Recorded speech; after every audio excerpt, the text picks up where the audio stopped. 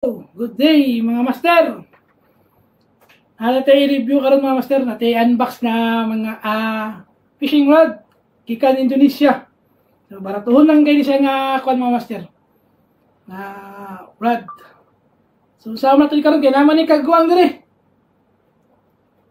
Okay. Hey, naog si Be. Max. Siya naog, tinamok na sa kuha. Bye. Okay, ito na mga master. Ano mga master, oh. So, gwapo kayo pagkakuan. Safe na safe kayo. So, shout out aning sealer mga master. Gwapo kayo pagkapakatungkuan. Ika ni siya sa Indonesia. So, I think mga 2 weeks lang siya. Dumating kagad, mabilis. So, open na natin mga master.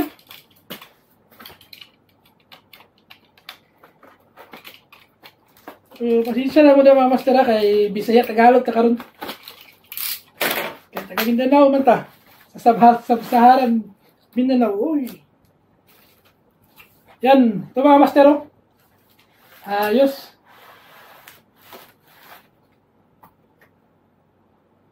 Wala pa pen. Walang free mga master.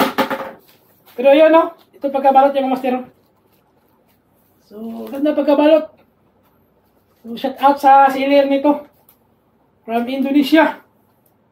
So, sa hindi pa nakaalam nito mga master, Daido. Itong Daido na ba mga master is in Indonesia to. Daido Snapper 702.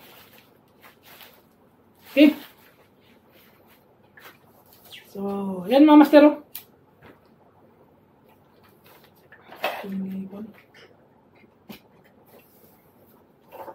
Okay, pinag mga master.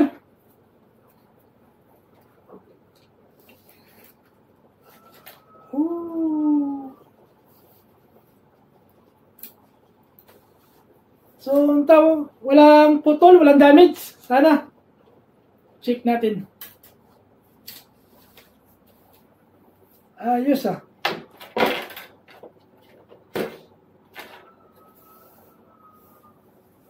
So, ang ganda ng pouch niya. Yung lalagyan niya mga master. Makapal. Hindi tulad nung dati yung mga Daido Emperor na nabili ko. Is manipis lang ito. Makapal siya mga master. Makapal siya. Ang klase. Okay. Lagyan niya mga master. So, start tayo dito sa tip section mga master. Okay. So, ayos ah. Sulit yung 5 star sa akin yung sealer nito. Ganda packaging niya mga master. Pagkabalot. So, ito yung tip niya section mga master. Yan.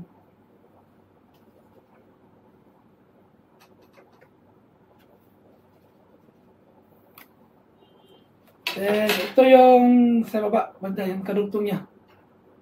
Ayan o. Nakabalot pa talaga ng ganito. May plastic pa na cover. Daido.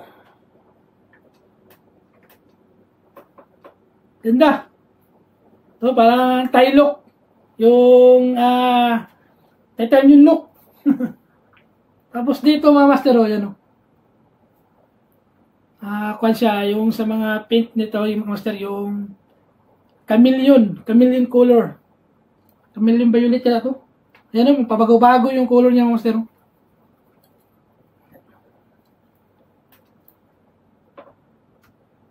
So, yung guides.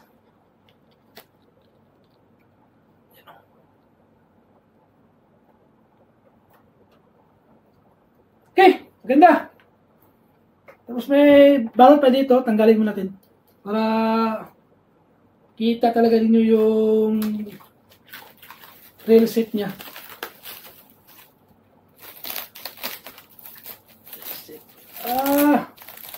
Sulit. Sulit.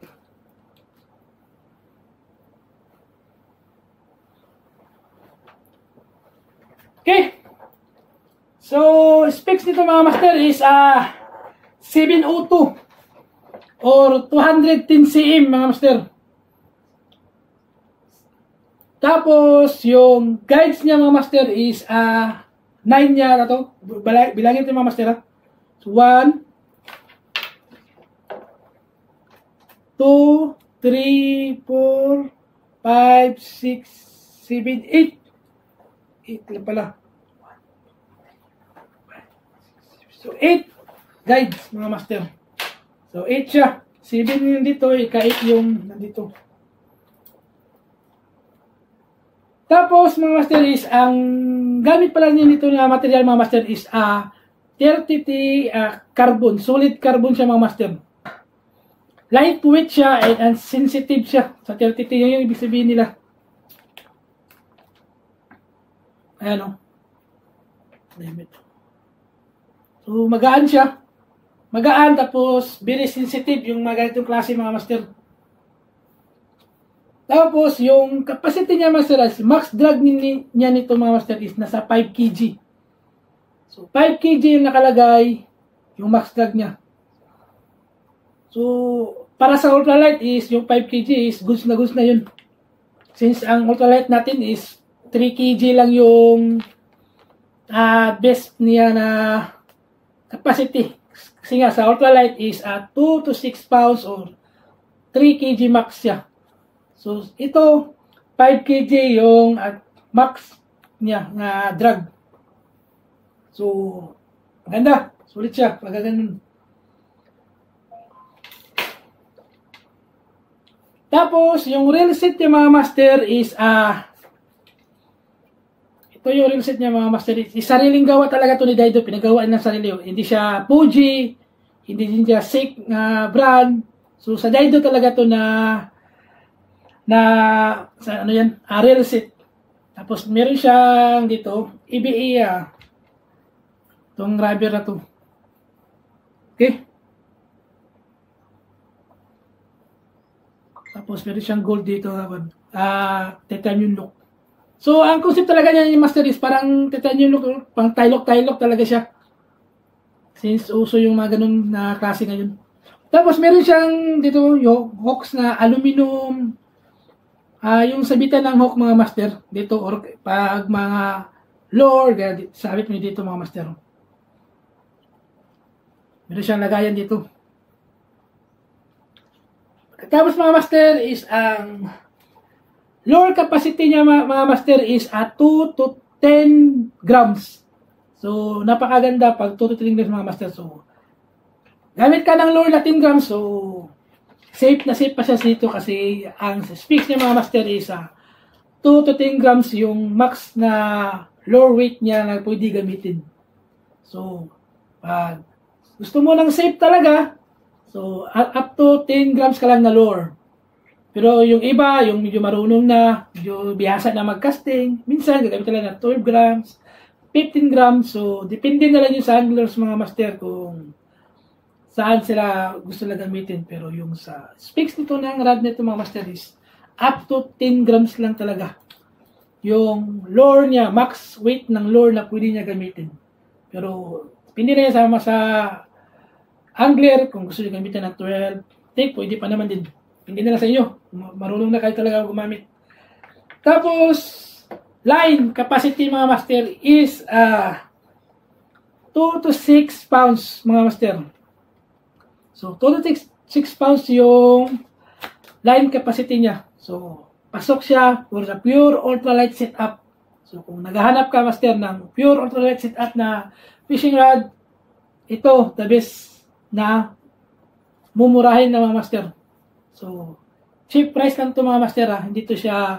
Hindi to lalampas ng 2K or 2,500. Kasali na yung shipping Kasali na yung shipping mga master. Nabayaran ko is 2,000. 2,020 something, pero hindi na siya lumampas ng 2,100. So, low budget siya. At the same time, may quality din to. Kasi marami na akong fishing rod na Daido na gamit.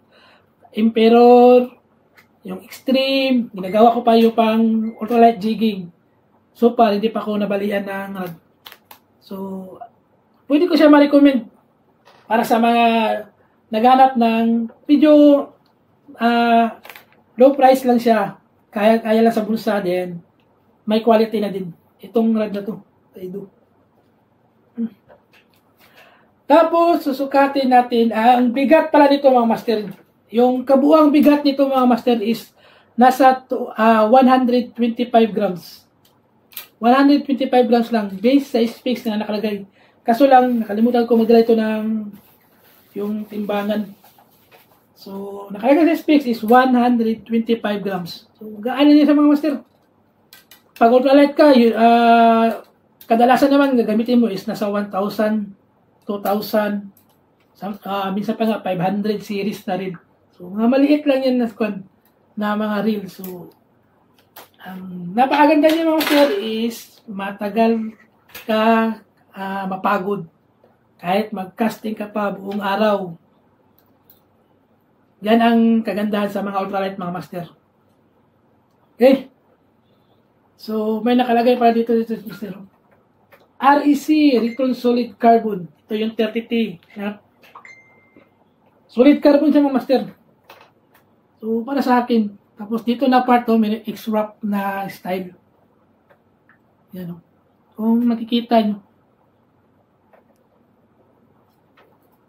Tapos, yung green guide is key series. Alam nyo na yung mga key series mga master. Yung key series is yung design niya is ganito.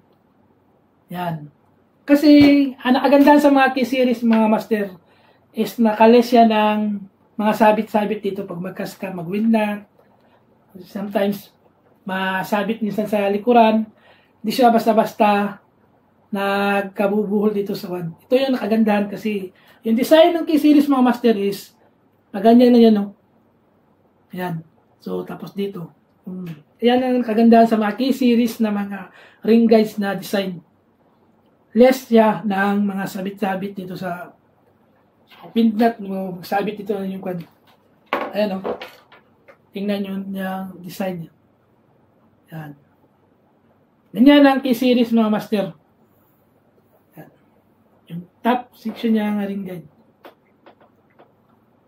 So, for me, master, key series is the best design para sa mga casting pagka key series. Kasi ako, din ako ng key series eh. Kasi nga, sa design niya mga master, ang nakadesign siya para mag-less yung mga sabit dito sa ring. Yung iikot ito yung linya. Kaya maganda ito para key series na design. Parang ganyan siya. Lalabas na siya in case na kabuhol konti, ganyan na siya. Kaya, ox ako dito sa design niya na key series mga master. Then, reel set niya mga master. Ito, yung reel set niya mga master. So, plastic. Plastic siya mga master. Kay Daido mismo to. Kasi, check ko sa kanya, sa specs niya about sa reel set niya is kanila talagang design, kanila hindi siya Sik brand or Fuji brand. So sa Daido talaga to na so far pang plastic okay naman din. Ito yung lock niya.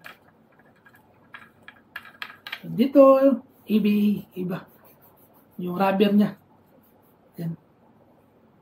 Lid.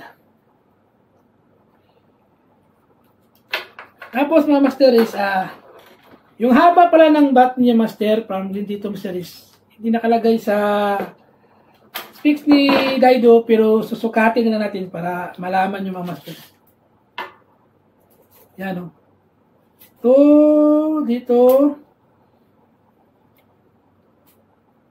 Dito nyo, kung hanggang dito yung basihan natin mga master is nasa 9 inches.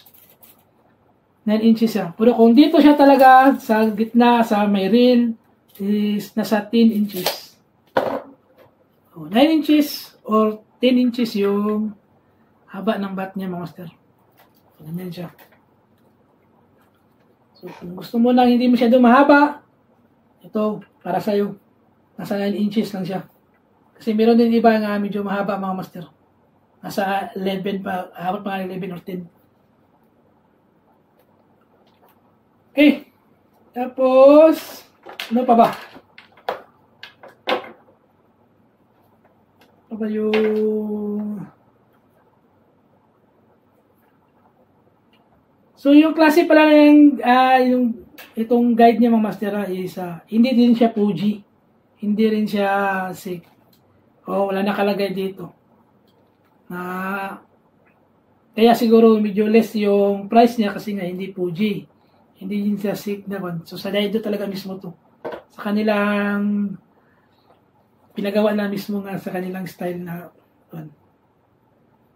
wala nakalagay. Pero nakalagay solid carbon. Itong yung ring guide mga master. So ito mga master, since sa tingin ko is mura lang siya, advice ko lang sa inyo is ingatan nyo lang. Tapos after nyo mag-fishing kayo, ugaliin yung maghugas ng mga guide. Sponge lang, yung dishwashing lang, ganyan. Para hindi siya kagad kalawangin. So ako sa tingin ko nito, ito talaga, lalo na sa mga Daido. Hindi sila pag hindi Fuji, ito lang yung disadvantage, yung magkalawang yung mga ring guide. Pero, nariremedyohan nyo yan. Basta palagi lang kayong maglilinis after nyo mag-fishing. Kasi ako, ganun talaga ako. After mag-fishing, linis talaga. Dishwashing lang, mga master. Para maiwasan yung kalawang. Isa na ang kalawang, master. Lalo na dito, lalo na ito mga master is nasa aluminum yata to. Nakalagay sa ilang aluminum. So, kahit aluminum yan, linis talaga. After nyo mag-fishing. So, ang play pala nito mga master ng rod na to is a pass. Pass yung play niya. So, pag pass, very sensitive. Ayan. So, hindi na yan makita dyan. Ano. So, panatik ako sa pass. Kadalasan binibili ko is pass talaga. Kasi maganda siya lalo na pag casting mga master. Maganda yung play niya kasi yung play ng pass nandito, medyo solid siya sa bandang dulo. So, cast mo ng mga lure, malayo yung tapon. Malayo marating ng lure mo mga master. Basta mga pass kaysa mga medium action. Ito pass action to. Maganda to para sa akin Pass action talaga solid. Mga long distance na casting. Pero ang disadvantage lang sa pass action is yung accurate niya. Hindi siya accurate kung saan siya pupunta. Hindi siya masyado accurate kasi nga pass action siya medyo aggressive yung pag-cast mo nito mga master. Yan lang ang medyo disadvantage, hindi siya accurate niya sa casting sa mga pass. Pero sulit naman, hindi naman talaga medyo hindi naman talaga yan binabasihan. So, yung mga medyo mga pro or mga magaling na sa casting, sometimes ganyan sila. Tinitingnan nila yung mga ganda ng tip, on play ng tip.